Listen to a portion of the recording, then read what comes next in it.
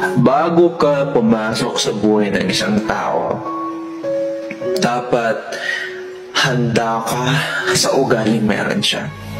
At dapat malinaw sa'yo kung ano ba ang intensyon mo.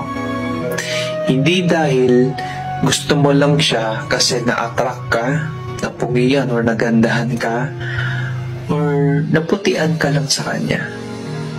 Dapat malinaw sa'yo na kaya mo gusto pumasok sa buhay niya kasi gusto mo maging parte ng buhay niya. At handa ka sa ugaling meron siya. Kapag pumasok ka na sa buhay niya, responsibilidad mo na siyang alagaan, mahalin, at iingatan. Hindi para baliwalain lang. Remember na kapag nagmahal ka, parte na yan ng pang-araw-araw mo na buhay. Kasi commitment na yan. Hindi mo pwedeng baliwalain yung partner mo or hindi ka pwedeng umastang single lang kasi may jowa ka na o may partner ka na.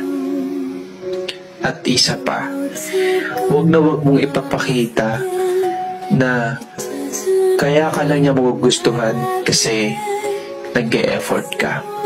Dapat kahit sa sobrang hirap ng pinagdadaanan niya, nag-stay ka pa rin. Masarap ma-inlove, masarap kiligin kapag okay pa lahat at masaya pa kaya.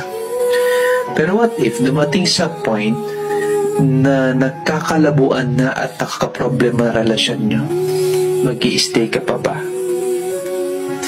Panghahawakan nyo ba lahat ng mga promises nyo o yung mga sinumpaan nyo na kahit anong mangyari walang iwanan?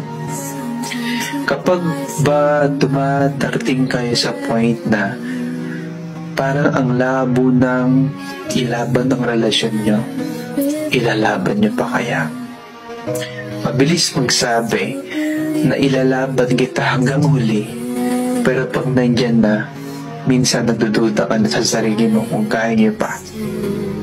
Huwag mong sasabihin sa kanya na mag-i-stay ka kung hindi naman pala. At huwag mong sasabihin na mahal mo siya kung hindi mo kayang patunayan sa gawa.